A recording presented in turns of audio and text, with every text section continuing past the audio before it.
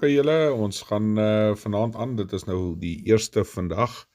dit is net so na 12, ek gaan maar net 'n opdatering doen oor die nuus en wat nou maar gebeur het vandag landwyd.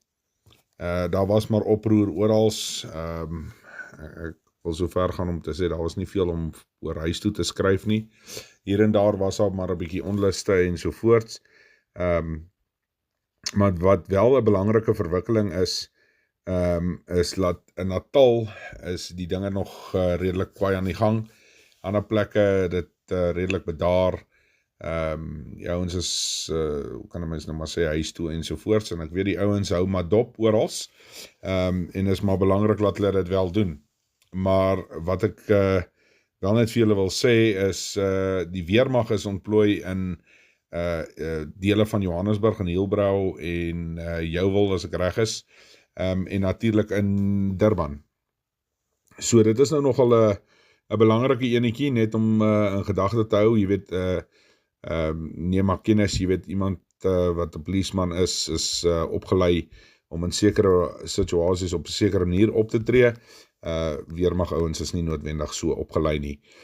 So hou dit maar in gedagte, jy weet, veral vir die ouens wat in daai areas is 'n weermag ouetjie jou 'n instruksie gee, voer dit uit. Hy is nie 'n polisieman wat jy 'n redenasie mee kan aanknoop nie. Byvoorbeeld.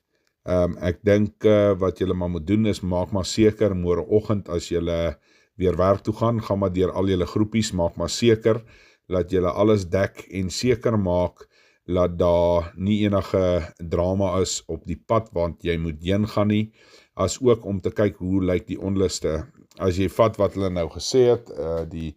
March on March beweging, is dat hulle sal van nou af elke donderdag so groot massa aksie hou, tot en met al die ouens uit die land uit is. Maar ja, kom ons neem maar kennis net van wat gebeure, hou jou oor op die grond, maak seker jy is observeer, en maak seker jy kyk wat aangaan om jou. Ander ding is wat ek net so vinnig wil noem, as daar dalk moeilikheid in jou area is, asseblief mense, en hulle loop in jou strate af, moenie ligte aansit en snaakse goed te doen nie, bly maar net rustig in jou huis, en op jou knieë. Mense, ja, dis dit, ek sal 'n opdatering doen, as dit nodig is, van nou af tot en met so 3 uur se kant.